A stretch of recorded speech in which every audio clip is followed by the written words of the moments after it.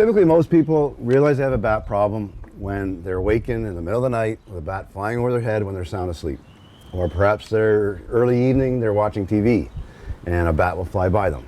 Bats are nocturnal, so they only come out at nighttime. They feed on 24 and 48-hour cycles. So some bats might come out at dusk, another bunch might come out at 11 o'clock at night, another 10 or 15 might come out at 3 in the morning. Some bats might not even come out at all that night, depending on how much they ate the night before. A rainy night, a windy night, the bats won't come out. So typically it's when a bat is in the living space that you realize you have a problem. And it's the tip of the iceberg.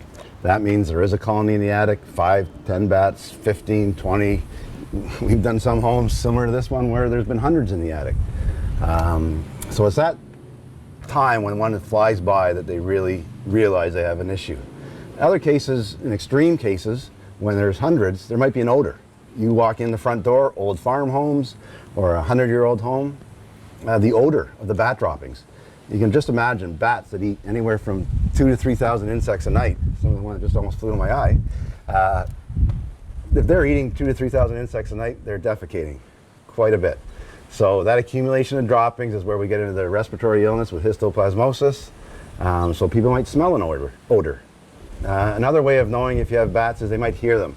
If the entry point was right on this wall, and maybe the TV room was here or the bedroom, if you have 50 bats all climbing up the interior of a wall, you might hear that scratching or that shuffling noise.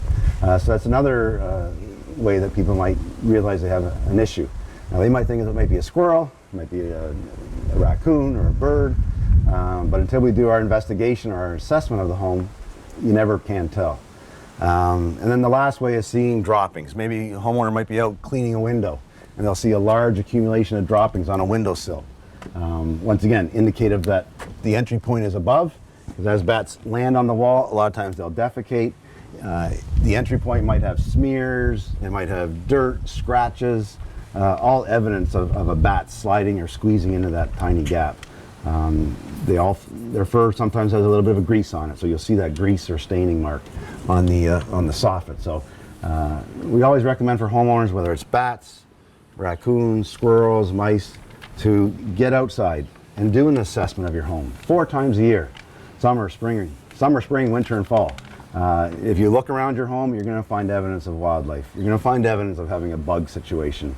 These animals, these insects are thriving in our cities.